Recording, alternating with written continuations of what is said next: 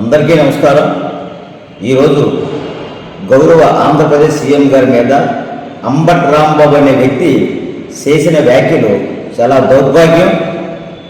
వీళ్ళ బుద్ధి మారదు, వీళ్ళ వంకర బుద్ధి ఎప్పుడూ మారదు. ప్రభుత్వంలో ఉన్నా ప్రభుత్వంలో లేకపోయినా వీళ్ళు చేసిన పని భూతో పురాణమే తప్ప వీళ్ళకి వేరే వేతనం మరి లేదు. ప్రజలందరూ బుద్ధి చెప్పి 11 సీట్లకి ఇచ్చినా సరే వీళ్ళు మారరు. మరి మారలేమో. పూర్వమో సాంతి ఉంటుంది, కుక్క తాకు పట్టుకుని గోదావరి వేసినా సరే కుక్క తాకు వంకరన్నట్టే వీళ్ళు బుద్ధి ఉంది. ఏం చదువుకున్నారయ్యా మీరు?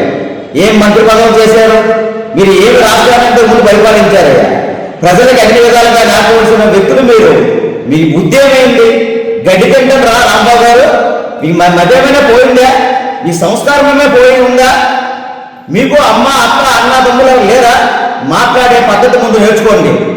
ఏ పద్ధతి మీకు మారలా? ఇంకొక మీరు మీ సంస్కృతి ఏంటి? అసలు ఏమనాలి మీకు చెప్పాలి అర్థం కదా. ఆంధ్రప్రదేశ్ ప్రజలందరూ చూస్తున్నారు. మీ బుద్ధులు మారవు. ఏమంటే ఏది ఎప్పుడైనా మీకు ఒకే ఒకటి ఉన్నది.